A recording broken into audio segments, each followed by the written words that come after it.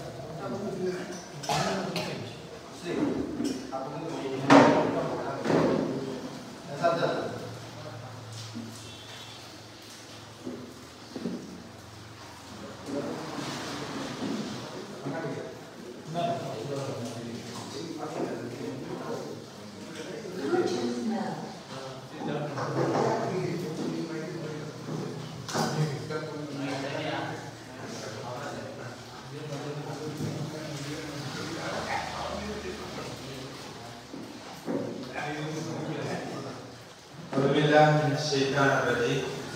Bismillahirrahmanirrahim.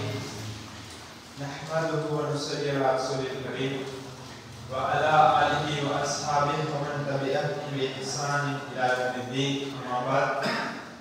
Faqad qala Allah ta'ala fil Qur'anil karim. A'udzu billahi minasy syaithanir rajim. Bismillahirrahmanirrahim. Qulu rabbaniyina bima kuntum tu'allimuna al-kitab wa bima kuntum tadrusun. Sadaqallahul azim. அன்புக்குரிய சகோதரர்களே, வாராந்தம் நடைபெறுகின்ற அல் குர்ஆன் வசுன்னா அமர்விலே இன்றைய தினமும் முக்கியமான ஒரு தலைப்பிலே உங்களோடு பரிச்சயமான ஒரு விடயத்தை உங்கள் சிந்தனைக்கு ஞாபகமூட்டலாம் என்ற அடிப்படையிலே கண்குளிர்ச்சி தரும் குடும்பம் என்ற தலைப்பிலே ஒரு சில அறிமுகத்தை உங்களுக்கு வழங்கலாம் என்று நினைக்கிறேன். அந்த வகையிலே உண்மையிலேயே நாம் எல்லோரும் கற்றிருக்கிறோம், படித்திருக்கிறோம். இஸ்லாம் என்பது ஒரு அழகிய மார்க்கம். இஸ்லாம் என்பது பூரணமான ஒரு மார்க்கம். இஸ்லாமிய வழிகாட்டல்கள் ஒரு மனிதன் பிறந்தது முதல் மரணித்து அதற்கு பின்புள்ள அவனுடைய வாழ்வு வரை சகல விடயங்களிலும் இஸ்லாமிய வழிகாட்டல்கள் முழுமையாகவும் பூரணமாகவும் மனிதனை வந்தடைந்திருக்கிறது. அந்த வழிகாட்டல்கள் இந்த உலகத்திலே தோன்றிய பல சிந்தனைகள், பல சித்தாந்தங்கள் எல்லாவற்றிற்கும் மத்தியிலே மிகவும் சிறப்பம்சம் மிக்க வழிகாட்டலாகத்தான் இஸ்லாமிய வழிகாட்டல்கள் இருந்திருக்கிறது என்பதை நாங்கள் அறிந்து வைத்திருக்கிறோம். அந்த வகையில் தான் இஸ்லாத்தினுடைய சிறப்பம்சங்களிலே மிக முக்கியமான ஒரு சிறப்பம்சம் தான் இஸ்லாம் இந்த உலகத்துக்கு அறிமுகம் செய்த இஸ்லாமிய குடும்பவியல். உண்மையிலே இஸ்லாத்துக்கு எதிராக சதித்திட்டம் தீட்டுகின்ற, இஸ்லாத்துக்கு எதிராக வேலை செய்கின்ற மேற்கத்திய சக்திகள் இஸ்லாத்தின் மீது இரண்டு வகையான போராட்டங்களை இஸ்லாத்தின் மீது அவர்கள் கட்டமைத்திருக்கிறார்கள். ஒன்று, இஸ்லாத்தின் மீதான, முஸ்லிம்கள் மீதான, இஸ்லாமிய நாடுகள் மீதான ஆயுத ரீதியான போராட்டங்களை அவர்கள் கட்டமைத்திருக்கிறார்கள். அதே போல இன்னொன்று, இஸ்லாமிய பண்பாடுகளையும் இஸ்லாமிய கலாச்சாரங்கள், இஸ்லாமிய குடும்பவியல்கள் என்பதனை சிதைக்கின்ற ஒரு விடயத்தையும் அவர்கள் கட்டமைத்து விட்டு திட்டமிட்டு அதிலே வெற்றி கண்டு கொண்டிருக்கிறார்கள் என்று சொல்ல வேண்டிய ஒரு நிலை இருக்கிறது. ஆரம்ப காலங்களில் எங்களுக்கு தெரியும், இஸ்லாமியர்களை, முஸ்லிம்களை பயங்கரவாதிகளாகவும் கொடுங்கோன்மையானவர்களாகவும் பயங்கரவாதிகளாகவும் சித்தரிப்பதிலே திரைப்படங்களுக்கு பெரிய பங்கு இருக்கு. திரைப்படங்கள் தான் முஸ்லிம்களை ஒரு பயங்கரவாதியாக இந்த உலகத்துக்கு காட்டியது. அனைத்து மாற்று மத மக்களினுடைய உள்ளங்களிலும் சகோதரருடைய உள்ளங்களிலும் இஸ்லாத்தை பற்றிய பிழையான ஒரு பதிவை ஏற்படுத்திய, அதாவது பயங்கரவாதிகளான இஸ்லாத்தை சித்தரித்த ஒரு வேலையை திரைப்படங்கள் செய்திருக்கிறது. அந்த திரைப்படங்கள் இப்போது வருகின்ற திரைப்படங்களை நாங்கள் பார்க்கின்ற பொழுது அதிலிருந்து கொஞ்சம் விலகி முஸ்லிம்களை பயங்கரவாதிகளாக, முஸ்லிம்களை கொடுங்கோன்மையானவர்களாக சித்தரித்த அந்த இதிலிருந்து விலகி முஸ்லிம்களுடைய கலாச்சாரத்தின் மீது அவர்கள் தாக்குதல் நடத்துகின்றவற்றை அண்மை காலங்களில் எங்களால் பார்க்க முடியாது. தமிழிலே வெளிவருகின்ற திரைப்படங்கள் தொடக்கம் இஸ்லாமிய பண்பாடுகளையும் இஸ்லாமிய குடும்பவியல்களையும் திட்டமிட்ட வகையிலே சிதைக்கின்ற ஒரு வேலையை அவர்கள் செய்து கொண்டிருக்கிறார்கள். நிறைய உதாரணங்களை நான் இங்கு செல்லலாம், ஆனால் உங்களுக்கு தெரிந்திருக்கும். ஏனென்றால் கஷ்டம்.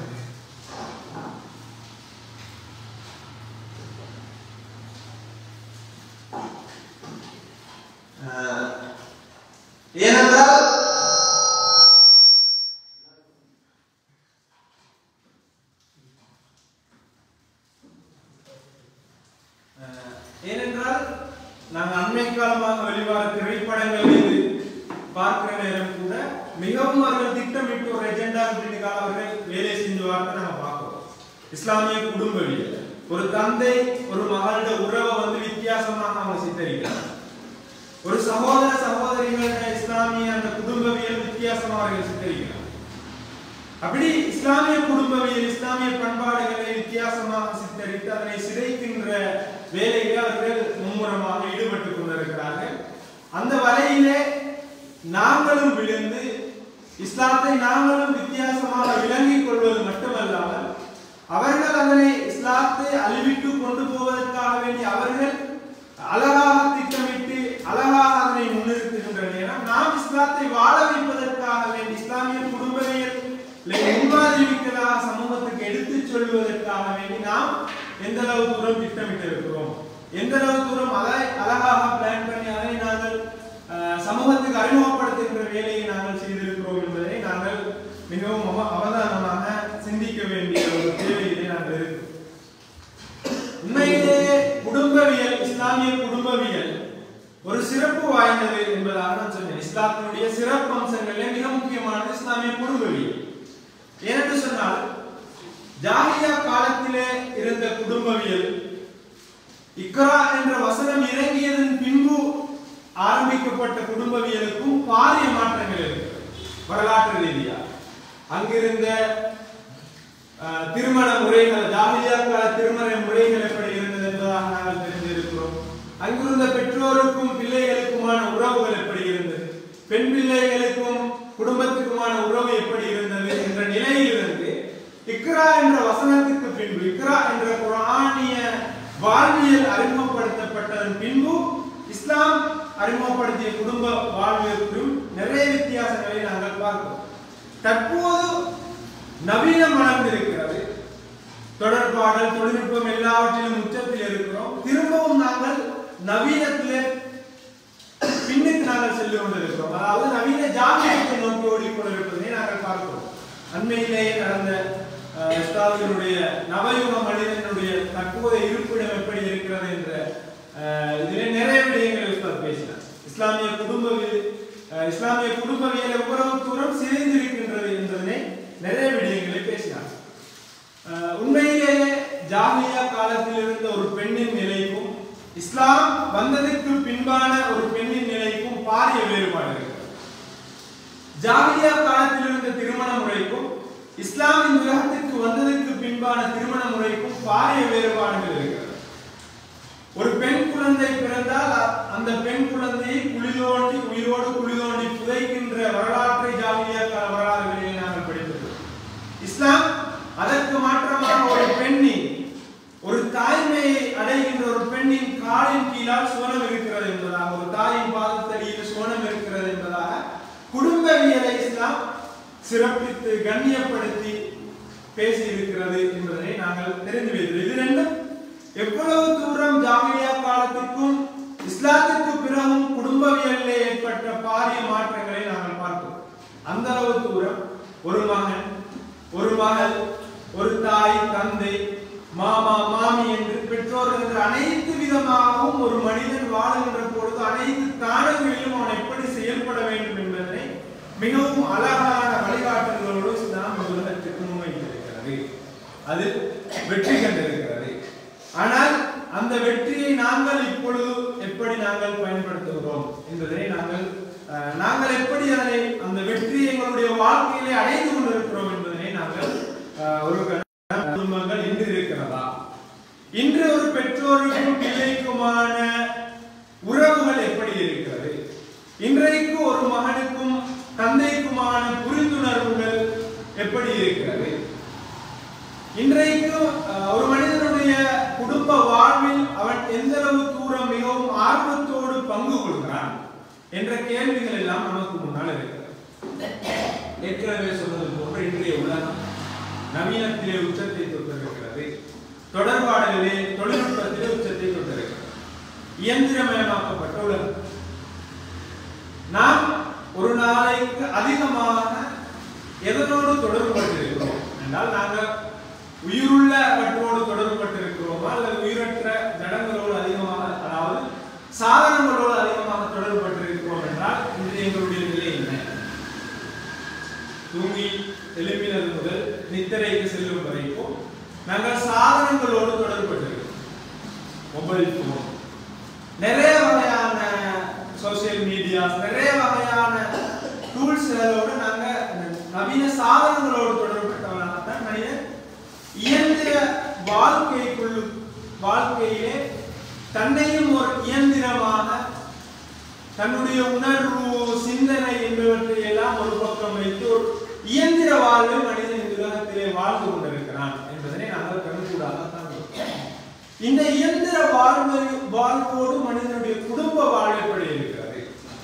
ஒரு தந்தை தன்னுடைய வீட்டிலே தந்தைக்குரிய கடமை பொறுப்புகளை சரியாக நிறைவேற்றுகிறாரா? ஒரு தாய் தாய்க்குரிய சரியான கடமை பொறுப்புகளை நிறைவேற்றுகிறாரா? அதிலிருந்து தான் ஒரு குடும்பம் ஆரம்பிக்கிறது. ஒரு தந்தையிலிருந்தும் தாயிலிருந்தும் தான் ஒரு குடும்பம் ஆரம்பிக்கிறது. எப்படி இருக்கிறது? ஒரு தந்தையினுடைய வாழ்வு எப்படி இருக்கிறது? ஒரு தாய் தன்னுடைய அன்றாட செயற்பாடுகளை எப்படி அமைத்துக் கொண்டிருக்கிறாள் என்பதை நாங்கள் ஒரு கணம் நின்று எங்களுக்குள்ளே நாங்கள் முகாசபா செய்து கொள்ள வேண்டிய கேள்வி. நாங்களே ஒரு இடத்துல இருந்து கொஞ்சம் நாங்களே யோசிச்சு பார்க்கணும். நாங்க எங்களுக்கு சரியான முறையில் எங்களை பிள்ளைகளுக்கு கொடுக்க வேண்டிய இடத்தை நாங்க கொடுக்குறோமா, அல்லது எங்களோட மனைவிக்கு குடும்பத்துக்கு கொடுக்க வேண்டிய இடத்தை ஒரு நாளைக்கு நாங்க கொடுக்குறோமா?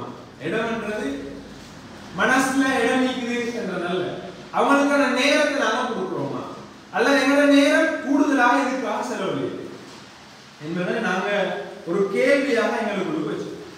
இன்றைய உலகத்துல உதாரணமா ஒரு வீடு, ஒரு குடும்பம் சொன்னால் அங்க இருக்கிற பிள்ளைகள், பாப்பா, உம்மா,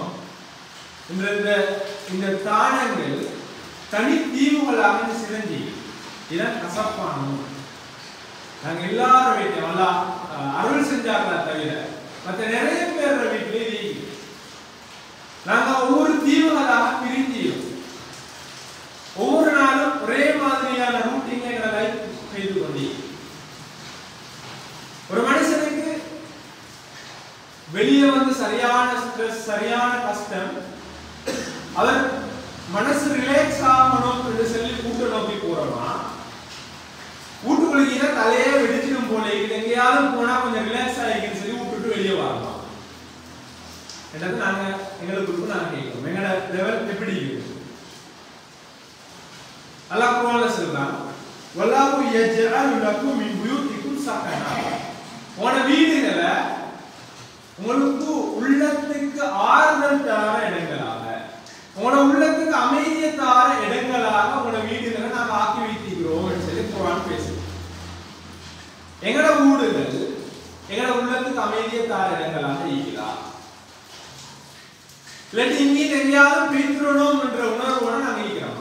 நாங்க ஒவ்வொருவரும் செஞ்சுக்கோம். எங்களோட ஊற்ற சிச்சுவேஷன் எப்படி எங்களோட வீடு அமைதியானதாக எங்களுக்கு ஆறுதல் தாரதாக இல்லைன்னு சொன்னால் அது அமைதியானதாக ஆறுதல் தாரதாக மாற்ற வேண்டியது யாரோட பொறுப்பு? அதுக்கு நாங்க என்ன செய்யணும்? அதுக்காக நாங்க ஒர்க் பண்றோமா என்ற கேள்விகள் எங்களுக்கு நிறையவே. அல்லாஹ் தஆலா சுவனவாசிகளுக்கு கொடுக்கிற சுவனவாசிக்கு கொடுக்கிற மிகப்பெரிய ஒரு அந்தஸ்து தான் குர்ஆன் சொல்லுது. சுவனவாசியான ஒரு தனி மனிதன் அல்லாஹ் தஆலா அவருடைய குடும்பத்தோடு நாளை சுவர்க்கத்துல வைப்பான்ன்றது ஒரு சுவனவாசிக்கு அல்லாஹ் கொடுக்கிற மிகப்பெரிய ஒரு கிஃப்டா குர்ஆன் சொல்லுது. ஒரு சுவனவாசிக்கு அல்லாஹ் தஆலா கொடுக்கிற மிகப்பெரிய கிஃப்ட் என்ன? தன்னுடைய குடும்பத்தோடு நாளை மறுமையில சுவனத்தை வைக்கிறது. அப்ப குர்ஆன் சொல்லுது ஒரு மனிதன் குடும்பத்தோடு இருக்கிறன்றது ஒரு மிகப்பெரிய ஒரு அருள். அந்த மனிதனுக்கு கிடைக்கிற மிகப்பெரிய ஒரு அருளாக சொல்ல அப்படி இருக்கிறதால தான் அல்லாஹ் தஆலா அதை சொர்க்கத்துக்கு செல்றான், ஒப்பிட்டு செல்றான்.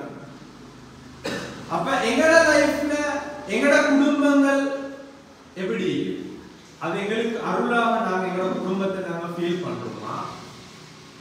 அமைதியாக நாங்க எங்கட குடும்பத்தை ஃபீல் பண்றோமா? அல்லது அதுக்குள்ள கீண்டாலே பிரச்சனை கொஞ்சம் வெளியே வந்தாதான் நாங்க ரிலாக்ஸா ஃபீல் பண்றோம். எங்கட ஃப்ரெண்ட்ஸோட கொஞ்சம் வெளியே வந்து ஈந்தா தான் எங்களுக்கு உள்ளம் அமைதியாகிறா என்றதை நாங்க கேள்வி. ஒரு மனுஷனுக்கு இந்த உலகத்துல வாழ்ற ஒரு மனிதனுக்கு 2 இலக்குகள் இருக்குதுன்னு சொல்லி தெரியுது. ஒண்ணு என்ன? ஒரு மனிதன் இந்த உலகத்தில் மனிதன் உச்சபட்ச இலக்கு என்ன சொல்லுங்க? உலகத்தை வாழ்ற ஒரு மனுஷன் உச்சபட்ச இலக்கு என்ன? சுவர்க்கம். இப்படிதானே? சுவர்க்கம். சுவர்க்கத்தை அடையிறதுதான் ஒரு மனிதன் உச்சபட்ச இலக்கு. அது மௌத்துக்கு பிறகு அடையிறதுதானே சுவர்க்கம். இந்த உலகத்தில் ஒரு மனுஷன் சுவனத்தை அடையிற மனுஷன் இந்த உலகத்தை மனுஷன் இலக்கு என்ன? அவன் இந்த உலகத்தை அமைதியானதாக மாற்றணும். அவனோட குடும்பத்தை அமைதியானதாக மாற்றணும். அவனை அமைதியாக மாற்றினால்தான் அவனுக்கு சுவர்க்கம் கிடைக்கும். சுவர்க்கம் என்ற ஒரு அமைதி உதுகுலு ஃபீ தாரிஸ் ஸலாம் என்று குர்ஆன் சொல்லுது. சுவர்க்கம் எப்படி சொல்லுது? உதுகுலு ஃபீ தாரிஸ் ஸலாம், அமைதியான இல்லத்துல நீங்க நுழையுங்க. நாளை எங்க மௌத்துக்கு பின்னால அமைதியான ஒரு வாழ்வு, அருளான ஒரு வாழ்வு எங்களுக்கு கிடைக்கணும்னு சொன்னா இந்த உலகத்துல எங்களுக்கு தந்திர வாழ்க்கைய அருளானதாக நாங்க மாற்றோம். எங்களோட குடும்பத்தை, எங்களோட தனிப்பட்ட வாழ்வு, எங்களோட ஊரை, எங்களோட நாட்டை, இந்த உலகத்தை நாங்க வாழ்ற இடத்துல நாங்க அருளானவராக வாழ்ந்தால்தான் நாளை மறுமையில எங்களுக்கு கிடைக்கிற அருள் சுவனம் என்ற அருள் எங்களுக்கு கிடைக்கும். அப்படிதானே? குர்ஆன் என்ன சொல்லுது? குர்ஆன்ல அல்லாஹ் தஆலா அமைதியடைந்தார். யா அய்யத்துஹன் நஃப்ஸுல் முத்மஇன்னா, யார சுவர்க்கத்தை நோக்கி போக சொல்றான்? அமைதியடைந்த ஆத்மாவே. யா அய்யத்துஹன் நஃப்ஸுல் முத்மஇன்னா, அமைதியடைந்த ஆத்மாவே நீ சுவனத்தை நோக்கி சுவனத்துக்குள்ள நுழைந்து கொள் என்று குர்ஆன் வசனம் சூரத்துல் ஃபஜ்ர் இறுதி வசனங்கள் சொல்றது எங்களுக்கு தெரியும். ஆகவே ஒரு மனிதனுக்கு இந்த உலகத்தை வாழ்ற ஒரு மனுஷனுக்கு நாளை மறுமை பொருள் சுவனம் என்ற இலக்கு அடைஞ்சு கொள்ளணும்னு சொன்னால் அந்த மனிதன் இந்த உலகத்தை வாழ்ற நேரம் தான் வாழ்ற இடத்தை அருளானதா ஆகும். அதுல மிகப்பெரிய ஒரு போர்ஷன், மிகப்பெரிய ஒரு இடம் தான், மிகப்பெரிய ஒரு வேலை தான் அவனுடைய குடும்பத்தை அருளானதாக அவன் மாற்றுறது. அந்த கண் குளிர்ச்சியை குடும்பத்திலேயே அவன் பெறுறது. அல்லாஹ் தஆலா சொல்றானே, உங்களோட வீடு உங்களுக்கு நாங்க சக்கீனத்தை அமைதியை தாரதாக ஆக்கி வச்சிரோம். அந்த அமைதி எங்களோட ஊட எங்களுக்கு தரையுதா என்ற கேள்வி நாங்க கேட்கணும். அப்படி தர வேண்டாம், அந்த ஊட்ட அமைதியான ஊட ஆக்குறதுக்குரிய வேலையை நாங்க செய்யணும். அப்படி இல்லைன்னு சொன்னால் அல்லாஹ் தஆலா அமைதின்னு சொல்லி ரெடி பண்ணி வச்சிர சுவனத்தை நாங்க அடைந்து கொள்ள முடியாது. ஆகவே இது மிகப்பெரிய ஒரு பொருள். ஒரு நல்ல ஒரு குடும்பம், ஒரு நல்ல ஒரு குடும்பத்துல வளர்ற ஒரு பிள்ளை தான் நல்ல பிள்ளையான சமூகத்தையும் நல்ல பண்பாடுகளோட ஒரு பிள்ளை இருக்கணும்னு சொன்னா அந்த பிள்ளை நல்ல ஒரு என்வாயன்மெண்ட் கண்குளிர்ச்சியான பிள்ளையாக எந்த பிள்ளை ஈக்கணும்னு சொல்ற உணர்வு ஒவ்வொரு வாப்பாக்கும் உமாக்கும் ஈக்கின்னு சொன்னால் அந்த உமாவும் வாப்பாவும் அந்த பிள்ளை கண்குளிர்ச்சியானதாக உருவாகிறதுக்குரிய சூழலை அந்த உமாவும் வாப்பாவும் அந்த வீட்டுல ஆக்கி கொடுக்கும். எங்களை வீட்டை சுவனங்களாக மாற்றணும். அதுக்கு நாங்க என்ன செய்ய ஒரு ஆன்மீக ரீதியாக நாங்கள் அதை யோசிச்சோம்னால் அதுக்கு என்ன செய்யணும்? எவ்வாறு எங்க வீடுகளை நாங்க சுவனங்களாக மாற்றுற கண்குளிர்ச்சியானதாக எங்களோட குடும்பத்தை நாங்க மாற்றுறதுக்கு இடம் எங்களோட வீடு. அந்த வீட்டை நாங்க எப்படி பிளான் பண்ணி மாற்றுற என்ற கேள்விகளை எங்களுக்கு இருக்கு. அப்ப இதுக்கு நான் சில விடயங்களை ஆரம்பத்திலே சில இதுக்கு எப்படி எனக்கு மாத்தேன்னு சொல்ற ஒரு ஆன்மீக ரீதியான சில குர்ஆன் சுன்னாட வழிகாட்டுதலை நான் வந்து சொல்றேன். ஃபர்ஸ்ட் விஷயம் நாங்க மத்த எல்லா விஷயத்தையும் யோசிக்கும் போது ஃபர்ஸ்ட் விஷயம் சொல்லுங்க. எங்களோட வீடு எங்களோட குடும்பம் கண்குளிர்ச்சியானதாக ஈக்கணும்னு சொன்னால் எங்களோட வீடு தொழுகைக்குரிய இடமாக இருக்கும். எங்களோட வீடு தொழுகைக்குரிய இடமாக இருக்கும். ரசூலுல்லாஹி ஸல்லல்லாஹு அலைஹி வஸல்லம் சொன்னாங்க, இஜ்அலு மின் ஸலாத்திக்கும் ஃபீ புயூதிக்கும் வலா தத்தஹிதுஹா குபூரா. உங்களோட வீடுகளை தொழுகைக்குரிய இடங்களாக நீங்க ஆக்கிக் கொள்ளுங்க.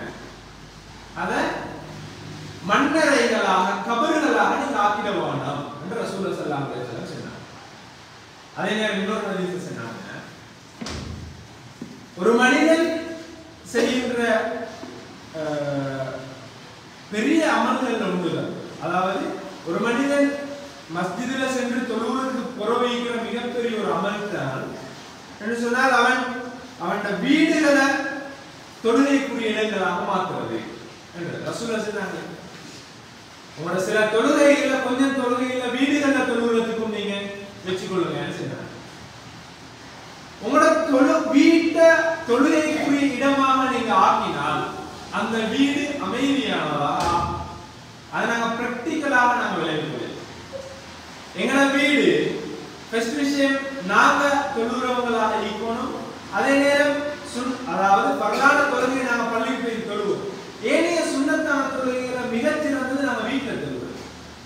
எங்களோட வீட்டை அமைதியானதாக கண்குளிர்ச்சியானதாக ஆக்கணும்னு சொன்னால் நாங்க வீட்டுல எங்களுக்கு தொழுவதற்குரிய இடம் ஈக்கணும் நாங்க தொழணும். அதே நேரம் எங்களோட வீட்டுல நாங்க கூட்டாக தொழுகிற ஒரு ஸ்டைல ஒரு சுண்ணாவா நாங்க கொண்டு வரோம்.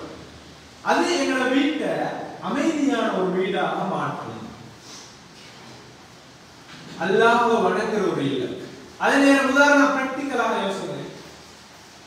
நாங்க தஹஜ்ஜத்தை வீட்டுல எழுப்பி இமாம் ஜமாத் கியாமுல் லைலாக நாங்க தொழுகிறோம். நான் என் மனைவி என் பிள்ளைகள் எல்லாம் பின்னுக்கு இருக்கிற நேரம் நான் முன்னுக்கு இருந்து அந்த தொழுவிக்கிறேன் என்றா அந்த வீட்டில் தேவையில்லாத சண்டை சச்சரவுகள் வருமா? தேவையில்லாத சினிமா பாடல்கள் அந்த வீட்டில் வருமா? தேவையில்லாத கதைகள் அந்த வீட்டில் வருமா? வராது.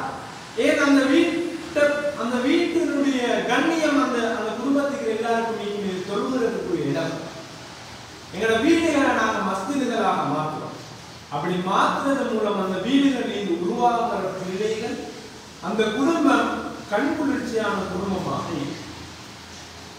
இதை நாங்க எங்களோட லைஃப்ல நாங்க பிராக்டிஸ் பண்ணி பார்ப்போம். நாங்க பள்ளியில போய் தீர்மானமா தொழுகிறோம். அதே நேரம் நாங்க 2 ரக்காத் சுன்னத் வீட்டுல தொழுகிறது.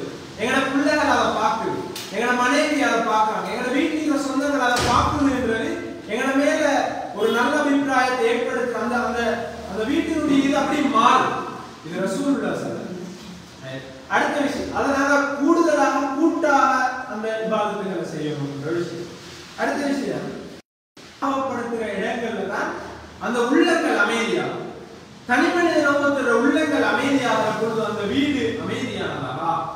வீடு அமைதின்னு சொன்னால் சத்தம் இல்லாம இருக்கிறேன்றத நான் சொல்றேன். அந்த வீட்டில் இருக்கிற நேரம் எங்களோட மனசு ரிலாக்ஸாக ஃபீல் பண்ணும், நாங்க சந்தோஷமாக ஃபீல் பண்ணும். அப்படி என்றால் எங்களோட வீட்டுல குர்ஆனினுடைய சத்தம் கேட்கும். தந்தைகளாக நாங்க ஓதுறவங்களாக எங்களை பார்த்து எங்களோட பிள்ளைகள் ஓதுவது, அதை நாங்க குர்ஆனை படிக்கிறதுக்குரிய மஜ்லிஸ்களை நாங்க ஏற்படுத்துறோம். ஹிஸ்பு மஜ்லிஸ்ல அதாவது நான் ஓதுற நேரம் எங்க மகன் பாப்பா ஓதுறார், மகன் ஓதுறார், பாப்பா திருத்துறார் என்ற கல்ச்சர் எங்களோட வீட்டுக்குள்ளுக்கு வரும். அப்படி வந்தேன்னு சொன்னால் அந்த ஊரு அமைதியானதாக மாறும். பிராக்டிகலி யோசிக்கும், அனுபவம் வாய்ந்தவர்கள் பிராக்டிகலி நீங்க யோசிக்கும். அப்ப நான் எங்களோட அது முக்கியமானது குர்ஆனுடைய வசனங்களை நாங்க விளங்கப்படுத்துறது, அதை காட்சிப்படுத்துறது, அது மிக முக்கியம். எங்களோட ஊடு அமைதியா நான் சொல்றது இதை தாண்டி நிறைய விஷயங்கள் நபி, இது முக்கியமான விஷயம், அடிப்படையான விஷயம். குர்ஆனும் ரசூலுல்லாஹும் பேசுற மிக அடிப்படையான விஷயங்களை சில விஷயங்களை தான் நான் இங்க ஒரு மிக ஒரு ஊரை நிர்வகிக்கிற பெரிய இடங்கள் சாதாரண வீட்டு சமையலறை வரைக்கும் இன்னைக்கு கருத்து முரண்பாடுகள், கருத்து வேறுபாடுகள் இருக்கு. கருத்து முரண்பாடுகள், கைகலப்புகள் எல்லா இடத்துலையும் உயர் நிறுவனங்களிலிருந்து ஒரு வீட்டு சமையலறை வரைக்கும் இந்த நிலை எங்களை தொடர்ந்து கொண்டுதான். இதுக்கு நாம என்ன செய்யணும் என்றதை நாம மிக முக்கியமாக யோசிக்கணும். இதுல மிக முக்கியமாக அல்லாஹ்வோட சம்பந்தப்படுத்தி ஆன்மீக ரீதியா வழிபாட்டு ரீதியாக நான் சொல்ற விஷயங்கள் வந்து தொழுகை, ஒற்றுமையை ஒன்றுபடுறத ஏற்படுத்துறதுக்கு மிக முக்கியமான ஒன்றுதான் ஒரே இடத்துல நாங்க சாப்பிடுறது, அதுல நாங்க பேசி போறது விஷயம். இதுல நிறைய விஷயங்கள் பேசுறது வீட்டு நான் சில விஷயங்களை தான் இதுல சில விஷயங்கள் உங்களுக்கு நான் ஹதீஸ் ரசூலுல்லாஹி ஸல்லல்லாஹு அலைஹி வஸல்லம் சொன்ன ஒரு ஹதீஸ்ல ஒரு மனிதன் அவன் என்ன வீட்டுக்குள்ளுக்கு நுழைகிற நேரம், அதுல மிக முக்கியமான ஒன்றுதான் இந்த ஓதல்கள் வர நேரம். நாங்கள் வீட்டுக்குள்ளுக்கு ஓதல்கள் இருக்குது, வீட்டுக்குள்ளுக்கு நுழைகிற நேரம் ஓதுறோம். சந்தர்ப்ப துஆக்கள், அதை சப்தமிட்டு நாங்கள் வீட்டுக்குள்ளுக்கு ஓதுறேன்றது அது வீட்டுக்குள்ள அமைதியை தரும். எங்களோட பிள்ளைகள் அதை கற்றுக்கொள்வாங்க. அது ஒரு இஸ்லாமிய ஒரு சூழலாக அந்த அந்த வீட்டை நாங்கள் ஃபீல் பண்ணோம். வீட்டுக்குள் வார நேரம், போற நேரம், உணவு தட்டில் ஈக்கிற நேரம், சாப்பிடுற நேரம் எல்லாத்தையும் நாம் கடைபிடிக்கணும். ஒரு தடவை சஹாபாக்கள் அவங்க வீட்டுக்குள்ளுக்கு நுழைகிற நேரம், ஒரு சஹாபியா ஒருத்தர் வீட்டு ரசூலுல்லாஹி ஸல்லல்லாஹு அலைஹி வஸல்லம் பார்த்துட்டீங்க, ஒரு சஹாபி வீட்டுக்குள்ளுக்கு நுழைகிற நேரம் சத்தமாக வீட்டுக்குள்ளுக்கு நுழைகிற நேரம் ஒரு துஆ ஓதி கொண்டு நுழைகிறார். அப்ப அந்த நேரம் ரசூலுல்லாஹ் அந்த அவங்கள பார்த்து சொன்னாங்க, உங்களோட வீட்டிலேருந்து சைத்தான் விரண்டோடி விட்டான். சைத்தான் தலைவன் அவங்கள மற்ற சஹாக்களை பார்த்து சொல்றான், இன்னைக்கு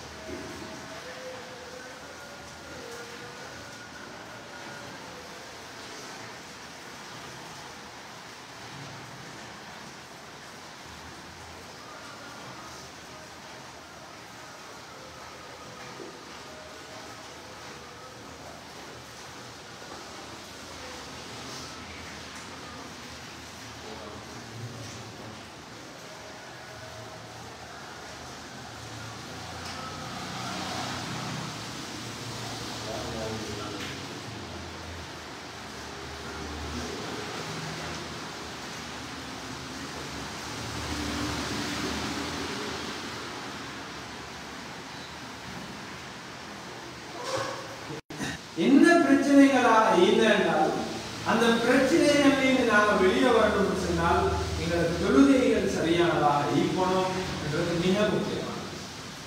அதனாலதான் மூசா அலைஹிஸ்ஸலாம் ஃபிரௌன் கொடுங்கோன்மையாளன், அவனுடைய கொடுங்கோன்மையால ஒட்டுமொத்த பனு இஸ்ரவேலர்கள் மிகப்பெரிய கஷ்டங்கள் அனுபவிக்கிற நேரம் அல்லாஹ் தஆலா வஹீ அனுப்புறான்.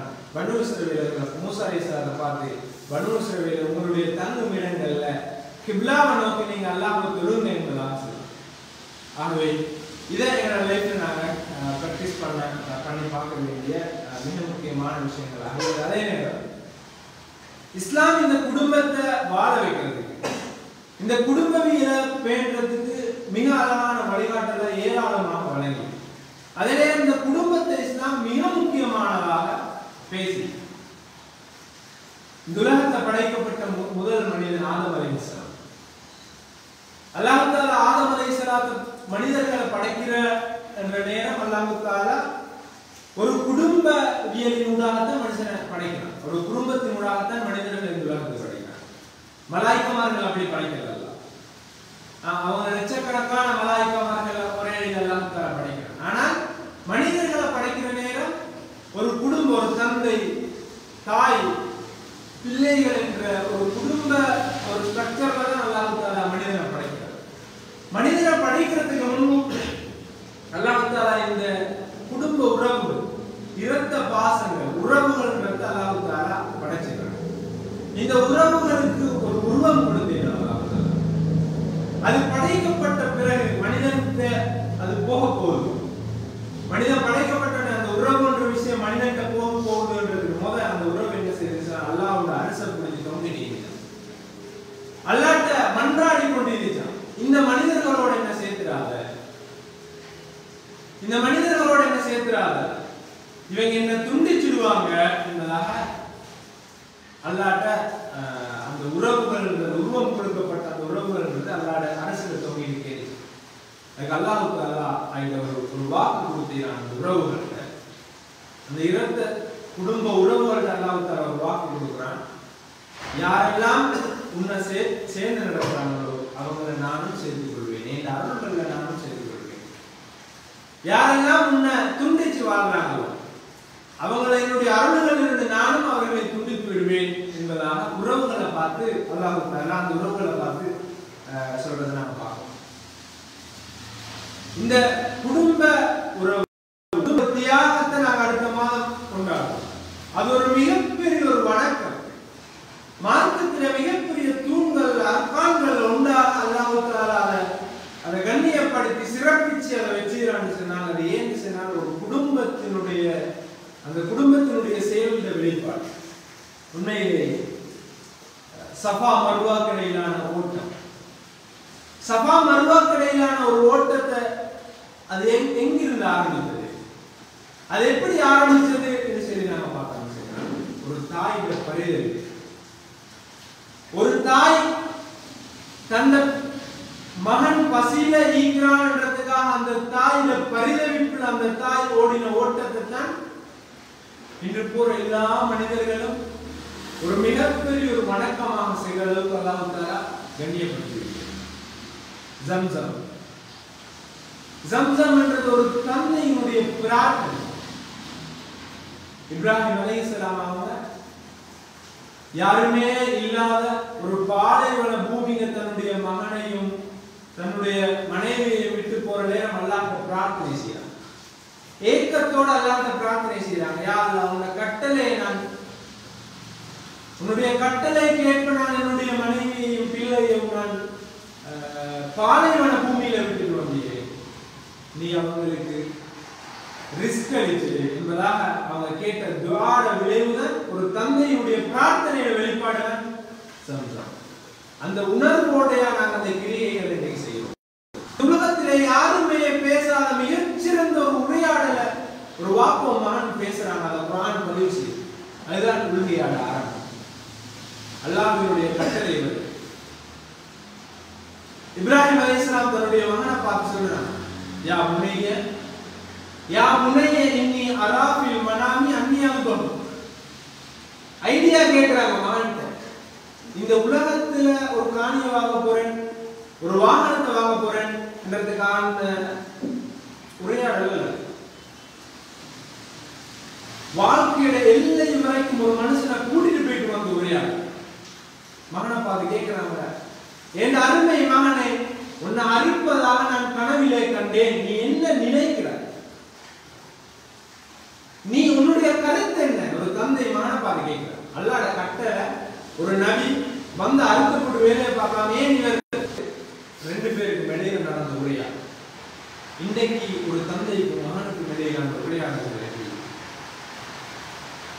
இன்றைக்கு தந்தைக்கும் மகனுக்கும் இடையிலான உரையாடல் எப்படி இருந்தாலும் சரி, நான் ஹஜ் வந்து குர்ஆன் கொடுத்து கடமையை முடிச்சிட்டேன் என்ற உணர்வோட தான் நாங்க இஸ்லாம் எங்களுக்கு சொல்லுகிற நோக்கத்தை தாற்பயத்தை நாங்கள் விளங்கி கொண்டிருக்கோமா?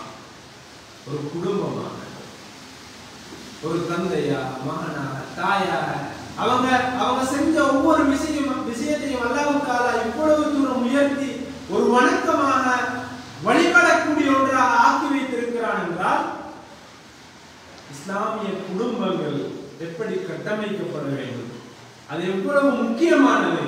ஒரு வாப்பா மகனை பார்த்து பேசுற பேச்சுகள் எவ்வளவு முக்கியமானது. வரலாற்றில் குர்ஆன்ல எழுதப்பட்ட ஒரு வார்த்தைகள் சொன்னால், ஒரு தந்தை மகனை பார்த்து பேசுற வார்த்தைகள் எப்படியானதாகும்? ஒரு மகன் தந்தையை பார்த்து பேசுற வார்த்தைகள் எப்படியானதாகும்? ஒரு தந்தையிட மகனுக்காக கேட்கிற பிரார்த்தனை எவ்வளவு ஆழமானதாக இருக்கிறது. ஒரு தந்தை, ஒரு தாய் மகனுக்காக கஷ்டப்படுகிற அந்த கஷ்டத்துல ஃபீலிங் அவங்களுக்கு எப்படி அந்த உணர்வை கொடுத்திருக்கும். அந்த உணர்வுகளோட வெளிப்பாடுதான் இந்த குடும்பத்தை அல்லாஹ் தஆலா முன்மாதிரியான ஒரு குடும்பமாக இன்றைக்கு வரைக்கும் அவங்களை பின்பற்றக்கூடிய நாங்கள் அத்தகையாத்தை கேட்கிறோம். யா அல்லாஹ், நீ இப்ராஹிம் அலைஹிஸ்ஸலாத்துக்கு அருள் புரிஞ்சதை போல ரசூலுல்லாஹ்வுக்கும் அருள் புரி. ரசூலுல்லாஹ் அருள் புரியலையா? ரசூலுல்லாஹ் எப்படி அருள் புரியணும்? இப்ராஹிம் அலைஹிஸ்ஸலாத்துக்கு அருள் புரிஞ்சதை போல அருள் புரியும் என்பதாக இப்ராஹிம் அலைஹிஸ்ஸலாத்தை முன்னிலைப்படுத்தி நம்ம பேசுறோம்டாயே. ஒரு தனி மனிதனாக அல்ல, ஒரு குடும்பமாக, ஒரு சிறந்த தந்தையாக, ஒரு குடும்பமாக வாழ்ந்து காட்டினார். ஆகவே அந்த மகனுக்கும் பாப்பாவுக்கும் இடையிலான உரையாடல் கண்குளிர்ச்சியானது. அந்த பாப்போட பிரார்த்தனை கண்குளிர்ச்சியானது. அந்த தாயோட பரிதவிப்பு கண்குளிர்ச்சியானது. கண்குளிர்ச்சி ஏற்படுத்துகிறது. அவன் உள்ளங்கள் அமைதிப்படுத்துகிறது. அந்த அமைதி அவங்களை ஒரு பெரிய அமைதியை நோக்கி, தாருஸ் ஸலாமை நோக்கி கூட்டிட்டு போற அமைதியாக. ஆகவே இதை நான் யோசிக்கிறோம். ஒவ்வொரு கடமைகளுக்கு பின்னால் இப்படி நிறைய விஷயங்கள் ரசூலுல்லாஹ் ஸல்லல்லாஹு அலைஹி வஸல்லம் அவங்களோட வாழ்க்கையை நாங்கள் பிரட்டி பார்க்குற நேரம், குடும்பத்தை கண்குளிர்ச்சியாக ஆக்குறதுக்கு ரசூலுல்லாஹ் ஸல்லல்லாஹு அலைஹி வஸல்லம் எப்படி எல்லாம் நீந்தினாங்க. ஒரு சின்ன வயதுல ஒரு தாயையும் தந்தையும் இழந்த ஒரு அனாதையா அல்லாஹ்வுடைய தூதர் நிற்கிறார். அந்த நேரம் எப்படி ஒரு சிறந்த பேரனாக வாழ்ந்து காட்டினார். கண்குளிர்ச்சியான ஒரு பேரனாக அல்லாஹ்வுடைய தூதர் தன்னுடைய பாட்டனாருக்கு தேடினார். மக்கள் எல்லாம் அதை பார்த்து வியந்து பேசினார். உங்களோட பேரன் இப்படி இருக்கிறாரு, இப்படி ஒரு நல்ல மனிதனை அல்லமி நஸ்ஸாலிக்கெல்லாம் அவரை புகழ்ந்தார். ஒரு பேரன் என்ற தானத்தில் அல்லாஹ்வுடைய தூதர் வாழ்ந்து காட்டிய வாழ்க்கையை அது கண்குளிர்ச்சி ஏற்படுத்துகிறார். பாட்டனாருக்கு போய் சிறிய தந்தைக்கு வாழ்றாங்க. அபூ தாலிப்க்கு வாழ்ற நேரம் எல்லாருக்கும் தெரியும். அபூ தாலிப் அவங்களுடைய பிள்ளைகளுக்கு கொடுக்கிற முக்கியத்துவத்தை விட யாருக்கு முக்கியத்துவம் கொடுத்தாங்க? ரசூலுல்லாஹ்வுக்கு முக்கியத்துவம் கொடுத்தாங்க.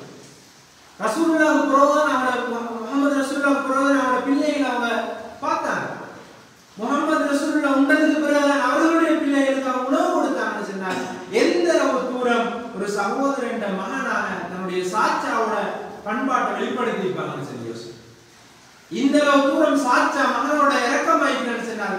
எந்த அளவு தூரம் அவர் சாச்சாவோட எந்த அளவு தூரம் பண்பாட்டோட அல்லாஹ்வுடைய தூதர் நடத்திப்பாங்க இடத்தை நான் சொல்லி நாங்க நிறைய பார்க்கிறோம். அல்லாஹ்வுடைய தூதர் வாழ்க்கை ஒரு கணவனாக எப்படி இல்லை, ஒரு கணவனாக ரசூலுல்லாஹ் எப்படி வாழ்ந்தார், தன்னுடைய மனைவிகளோட ரசூலுல்லாஹ் எப்படி நடந்து கொண்டார், ஒரு எஜமானனாக தனக்கு கீழே வேலை செய்கிற ஒரு சஹாபியை எப்படி நடத்தினாங்க அல்லாஹ்வுடைய தூதர்.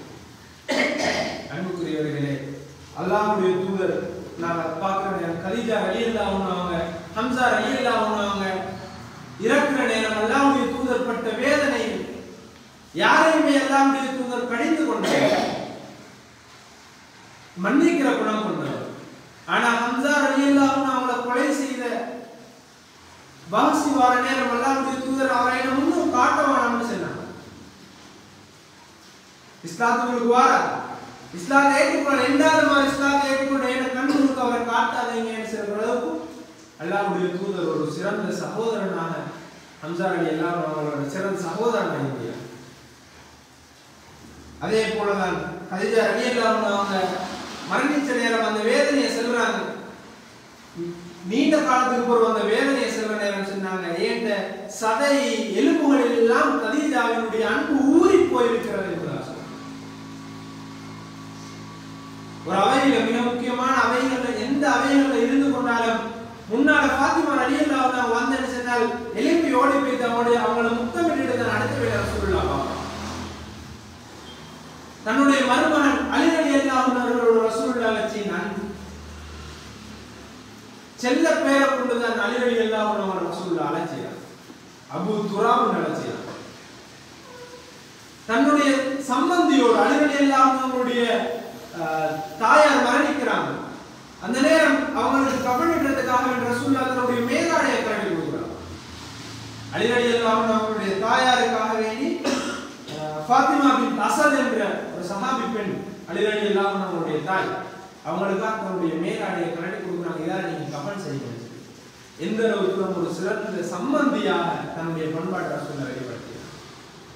ஆகவே குடும்ப வாழ்க்கையில அல்லாஹ்வுடைய தூதர் எல்லா தானங்களிலும் ஒரு கண்குளிர்ச்சியான ஒரு வாழ்வை குடும்ப வாழ்வில் அல்லாஹ்வுடைய தூதர் வாழ்ந்த இந்த சமூகத்துக்கு அறிமுகப்படுத்துகிறாங்க. அதே நேரம் அல்லாஹ்வுடைய தூதர் சொன்னாங்க, நான் மேராஜுக்கு போன நேரம், வானலோகத்துக்கு நான் சென்றிருந்த நேரம், ஒரு மனிதனுடைய குர்ஆனினுடைய ஓதலினுடைய சத்தத்தை கேட்டேன். அப்பொழுது எனக்கு விளங்கியது ஹாரிஸா பின் நுஅமானுடைய சத்தமாகத்தான் இருக்க வேண்டும் என்றாலும் எனக்கு சந்தேகம்.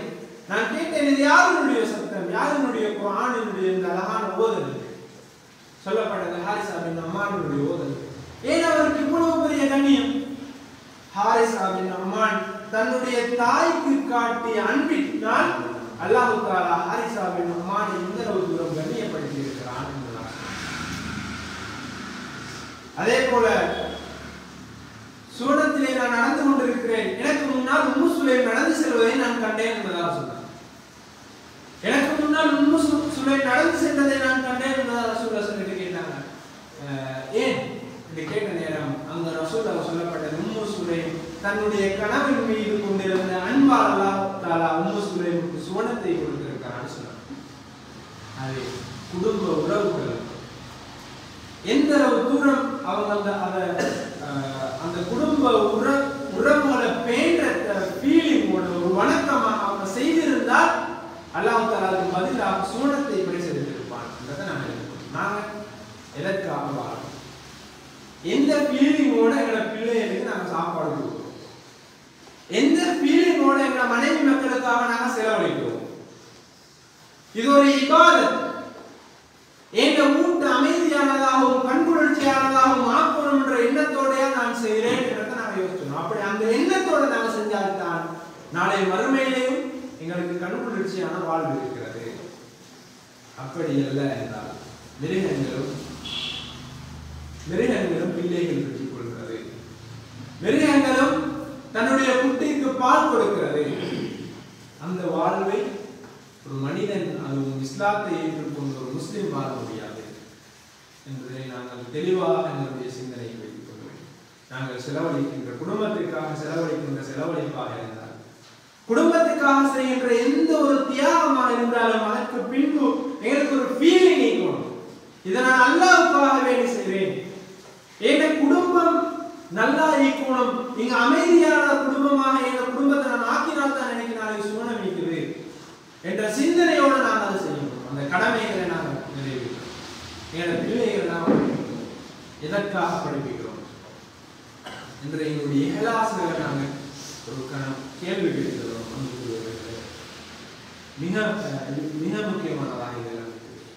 அதே நேரம் குடும்ப வாழ்க்கையில கண்குளிர்ச்சியான வாழ்வாக குடும்பத்தை மாத்திரன்னு சொன்னால் நிறைய பண்பாடுகளை பேசலாம். அதுல மிக முக்கியமானது அல்லாஹ் தஆலா குர்ஆன் வசனங்களை சொல்ற நேரம் வஜஅல்னா பைனக்கும் மவத்தத வ ரஹ்மா, உங்களுக்கு இடையில நாங்க அன்பை இரக்கத்தை வச்சுதான் நாங்க உங்களுக்கு இடையில அவரை நாங்க படைச்சிக்கிறோம் என்று அல்லாஹ் தஆலா சொல்றார்.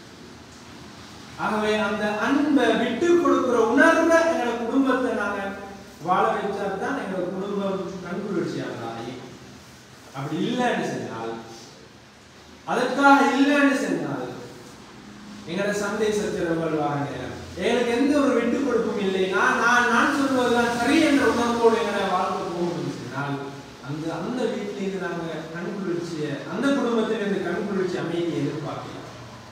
ஒரு தடவை ஒரு சஹாபி அவருக்கும் அவருடைய மனைவிக்கும் பெரிய சண்டை என்றால் மனைவி இந்த நேரம் அவரை நோக்கி ஏதாவது ஒரு சொல்லிக் கொண்டிருக்கிறார், இவரும் மனைவியோட சண்டை பிடிக்கிறார். ஏலா நான் அமீருல் மோமினீன்கிட்ட போகிறேன்னு சொல்லிட்டு உமர் ரலியல்லாஹு அன்ஹு அவங்க காலம் உமர் ரலியல்லாஹு அன்ஹு அவங்க போறான், விஷயத்தை சென்றதுக்காக அப்படி போற நேரம் உமர் ரலியல்லாஹு அன்ஹு அவங்க வீட்டுக்கிட்ட போறான். பெரிய சத்தம், உமர் ரலியல்லாஹு அன்ஹு அவங்க வீட்டுல பெரிய சத்தம், கதவை தட்டுறாங்க. சத்தம் யார? உமர் ரலியல்லாஹு அன்ஹு அவங்க சத்தம் இல்ல, அவங்க மனைவியுடைய சத்தம். உமர் ரலியல்லாஹு அன்ஹு சத்தம் கேட்கவே இல்லை, மனைவியுடைய சத்தம் வீட்டுல இருக்குது. இப்ப வாரா கதவை தட்டிட்டு நான் டிபெண்ட் பண்ணினேன் இல்லையா, வயிற்று சத்தம் மேல சத்தம் மீஞ்சி, அப்ப இங்க வந்து வயிற்று சத்தம் தான் கேட்குது. நான் இனிந்து திரும்பி போறதை மிச்சம் நான் சொல்லி அந்த சஹாபி திரும்பி போறான். உமர் ரலியல்லாஹு அன்ஹு கதவு தட்டின சத்தம் கேட்டு திறந்து வாரான். வந்து தூரத்துல போற சஹாபி வந்துட்டேன்னா இல்ல அமீருல் மோமினீனே நான் போறேன். திரும்ப கேட்கிறாங்க என்ன? இல்ல அமீருல் மோமினீனே நான் போறேன். அப்புறம் விஷயத்தை சொல்லுங்க நேரத்தை நான் எடுத்தேன், இதுக்காகத்தான் நான் வந்தேன், இப்படி ஒரு பிரச்சனை எங்களை வீட்டுல இதுக்கு ஒரு தீர்வு வேணும்னு உங்களை நாடி வந்தேன், உங்களோட வீட்டுல பெரிய பிரச்சனை உலகின்னு சொன்னாங்க. அப்ப அமீருல் மோமினீன் அந்த மனிதரை பார்த்து சொன்னாங்க, அந்த சஹாபி அந்த மனிதரை பார்த்து அமீருல் மோமினீன் பதில் சொன்னாங்க அப்படின்னா, இந்த ஆடைகளை அவ துவைத்து தரான், ஆனா அவ துவைத்து தரணும்ன்ற எந்த ஒரு கட்டாயம் இல்லை, அவ ஏதான்னு சொல்லவே. ஏன்னா வீட்டுல அவ துப்புரவு செய்கிறா, அதெல்லாம் செய்கிறா, அவ செய்யணுன்ற கட்டாயம் அவ ஏறானும் செல்ல அவ உரிமை. ஏன்னா பிள்ளைகளை அவ பராமரிக்கிறா, அவக்கு அதை ஏறானு செல்றதுக்கான உரிமையும் நீங்க, ஆனாலும் அவ செய்யறா. அவ கொஞ்சம் சத்தம் தானே போடுறா, அதை நான் கேட்டுக்கொண்டிருக்கிறேன் என்று அமீருல் மோமினீன் உமர் ரலியல்லாஹு அன்ஹு அந்த மனிதரை பார்த்து செல்வார். ஆகவே நான் நீங்க என்ன சொல்ல வாருன்னு சொன்னால், உமர் ரலியல்லாஹு அன்ஹு நான் எப்படி கேள்விப்பட்டேன், உமர் ரலியல்லாஹு அன்ஹு ஒரு பாதையால போனா சைத்தான் வேறொரு ரோட்டால போவார். உமர் ரலியல்லாஹு அன்ஹுவோட கோபம், உமர் ரலியல்லாஹு அன்ஹு எப்படிப்பட்டவங்கன்னு சொல்லி எல்லாருக்குமே தெரியும். ஆனால் தன்னுடைய மனைவியோடு பிரச்சனைகள் வருகிற பொழுது உமர் ரலியல்லாஹு அன்ஹு விட்டு கொடுப்பது எப்படி இருக்குது, எப்படி பொறுமையால நாம் இருக்கிறார். அந்த நேரம் அவங்க சுயமாக சிந்தித்து இருந்தால் அல்லது தன்னுடைய கோபங்கள் பெருசு, தன்னுடைய இடம் பெருசு அவங்க யோசிச்சிருந்தால் அவங்க எப்படி இயங்கிப்பாங்க? இதை அல்லாஹ்வுக்காக வேண்டின்ற என்ற வீடு அமைதியானதாக கண்குளிர்ச்சியானதாக மாற்றம்ன்ற உணர்வோடு இருந்ததால அவங்களோட வீடு பிடிக்குது என்றது நாங்கள் எங்களோட லைஃப்க்கு இருக்க வேண்டிய மிக மிக முக்கியமான விஷயங்கள். அதே போல ரசூலுல்லாஹி ஸல்லல்லாஹு அலைஹி வஸல்லம் காலத்துல ரசூலுல்லாஹ் சஹாபாக்களோட அமர்ந்திருந்தாங்க. அந்த நேரம் ஆயிஷா ரலியல்லாஹு அன்ஹா அந்த நேரம் ஹிஜாபினுடைய வசனங்கள் வரல, திரை மறைவு நீக்கல. ரசூலுல்லாஹ் தன்னுடைய தோழர் சஹாபாக்களோட இந்த காட்சி செய்யறாங்க. ஆயிஷா ரலியல்லாஹு அன்ஹா அவங்களுக்காக சமைச்சு செய்யறாங்க, வீட்டுல சமைச்சு செய்யறாங்க.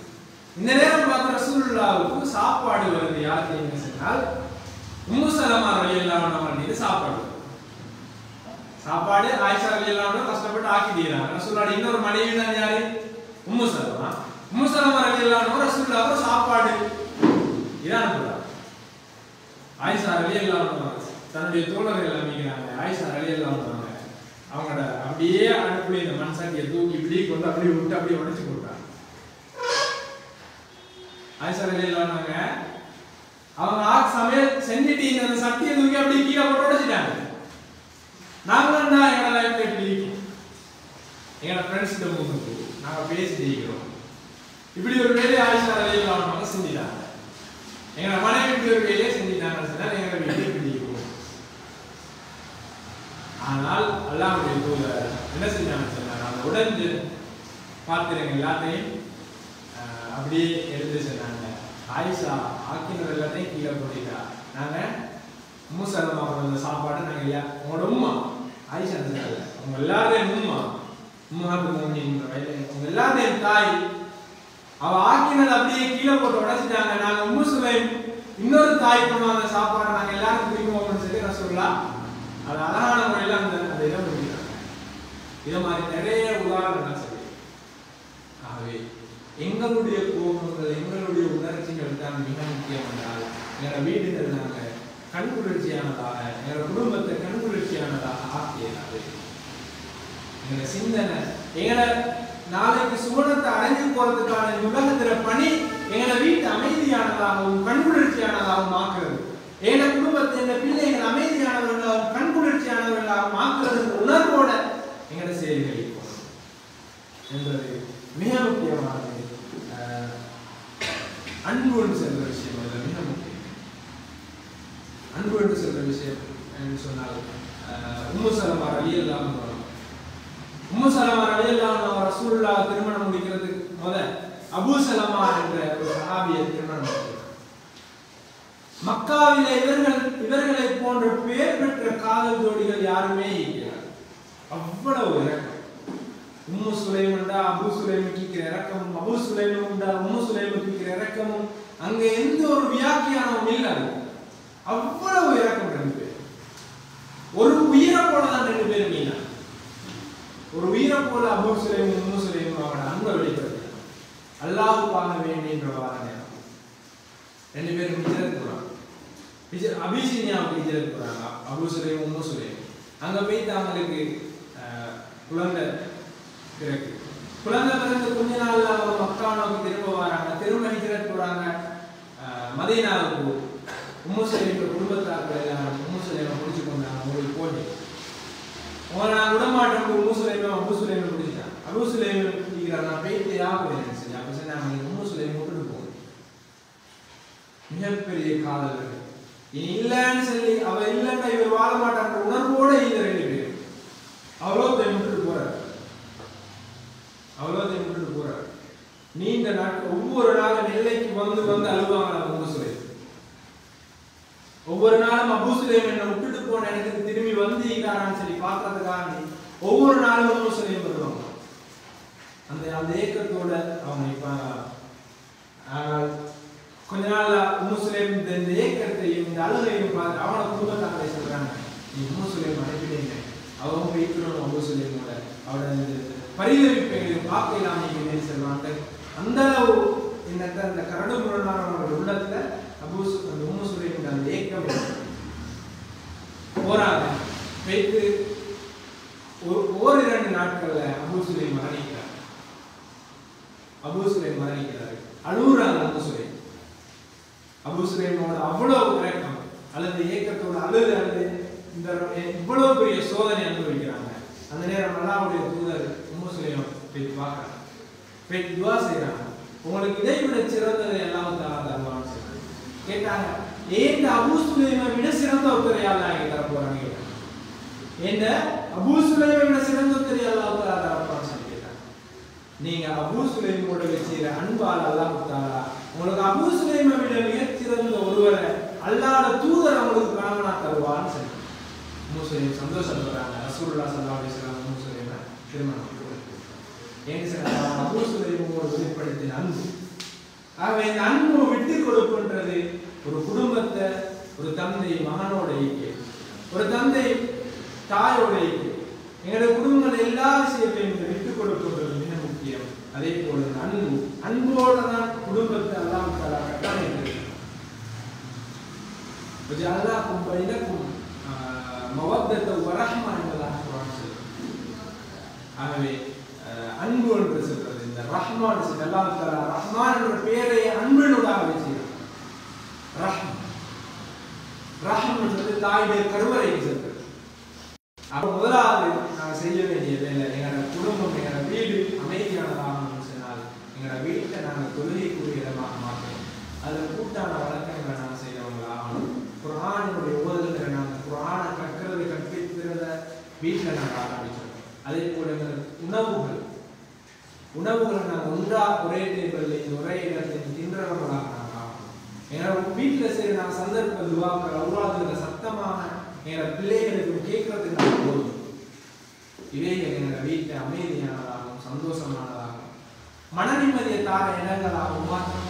என்றால் அல்லாஹ் தஆலா ஒரு மனுஷன் லைஃப்ல உங்களை சிரிக்க வைப்பது மன வைப்பது நான் தான் என்பதாக அல்லாஹ் குர்ஆனில் சொல்றான். ஆகவே அல்லாஹ்வுடைய வசனங்கள் ஓதப்படுற வீட்டில் இந்த சைத்தான் விரண்டு ஓடுகிறான். அல்லாஹ்வை ஞாபகப்படுத்துற துஆக்களை கேட்கிற வீட்டில் இந்த சைத்தான் விரண்டு ஓடுகிறான். நல்லது வாழ்ற இடத்தில் இந்த சைத்தான் ஓடுகிறான்.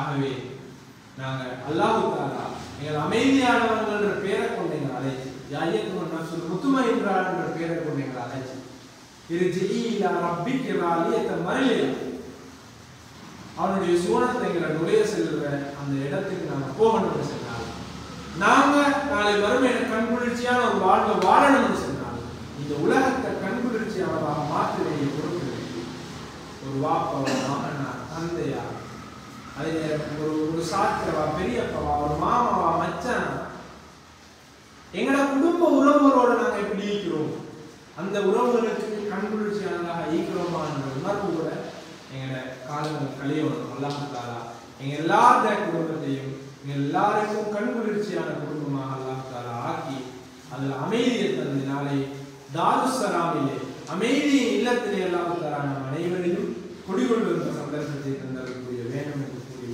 விடைபெறுகிறேன்.